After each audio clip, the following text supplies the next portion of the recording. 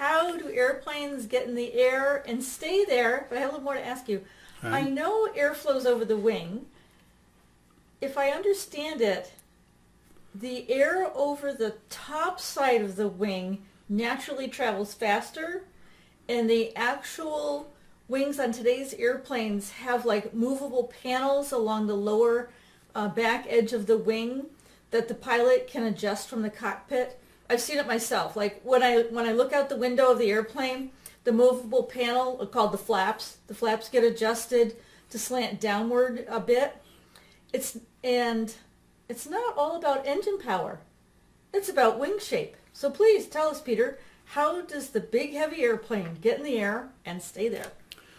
Well, it all starts with lift, and that actually started back in 1753 with Daniel Bernoulli, who wrote a book called Hydrodynamica, and in that book he talked about what he had found with convergent and divergent ducts, meaning that when air passes through a passageway that is narrow, that's convergent, or goes farther apart, that's divergent, the air does different things. So on a convergent, where it goes together, the velocity of the air goes faster, but the pressure and temperature drop. Whereas if you're going through a convergent passage, the velocity of the air drops, but the pressure and the temperature increase.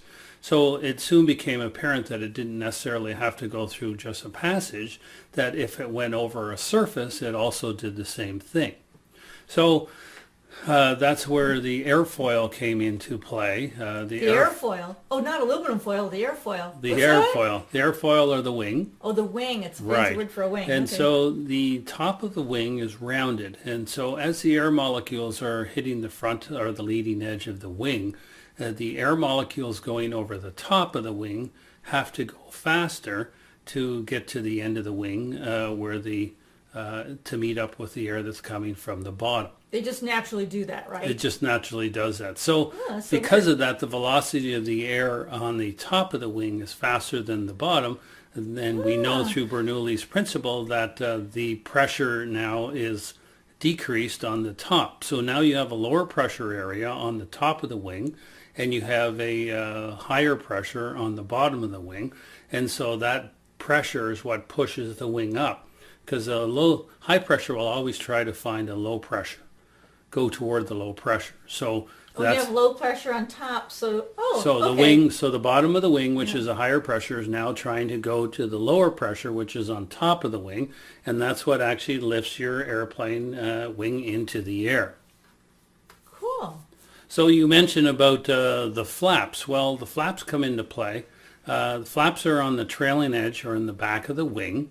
And what they do is the wing is situated like this, and they create more of a down,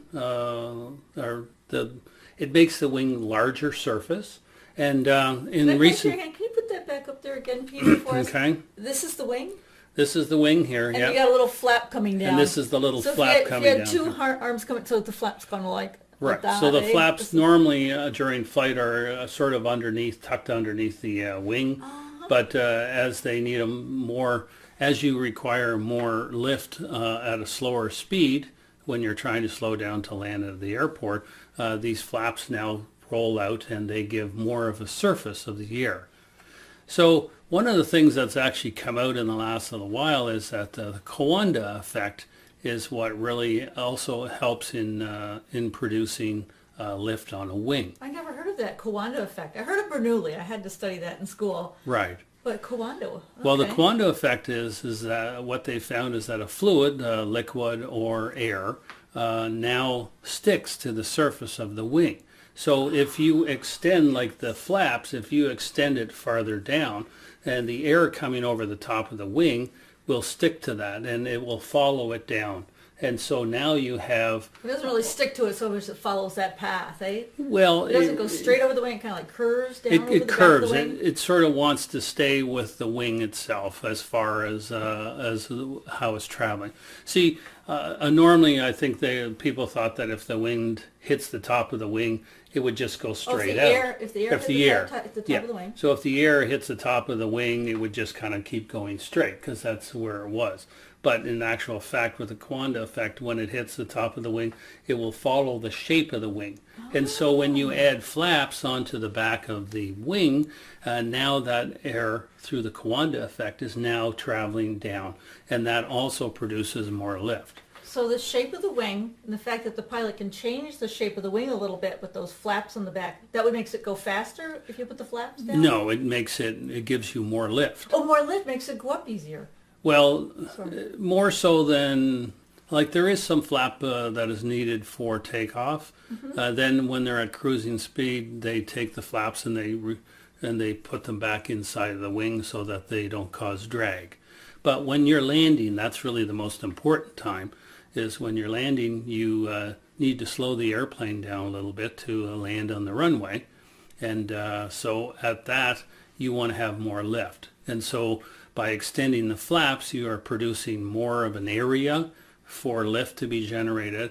Plus, you have the Coanda effect, which is also important in producing lift.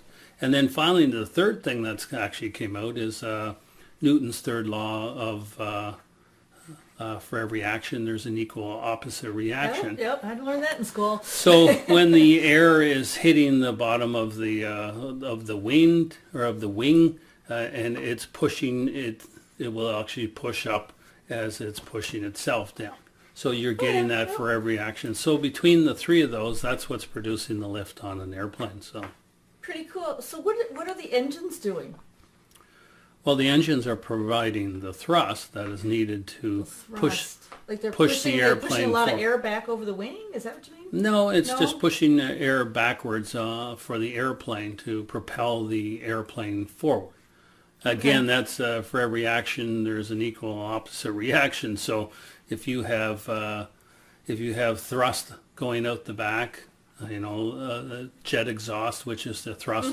If you have like 100,000 pounds of thrust going behind the airplane, then it's going to push with 100,000 pounds of thrust forward.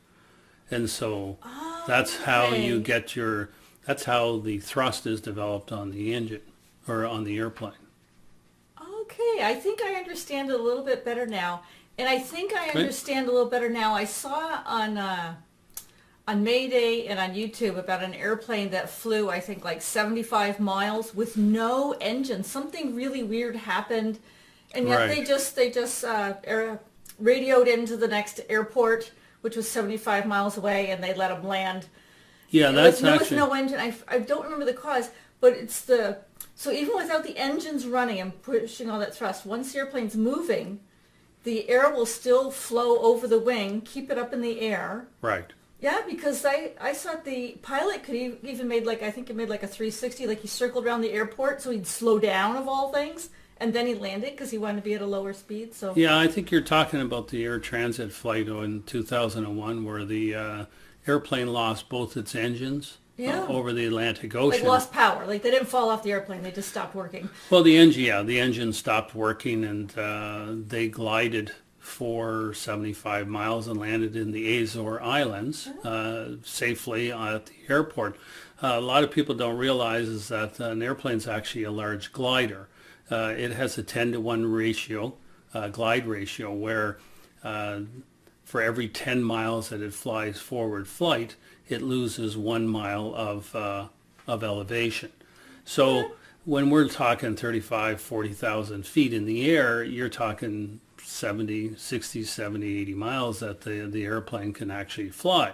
And how they do that is that the pilots just tip the nose down, usually about 11-degree angle, and gravity keeps the airplane moving forward, and it can maneuver.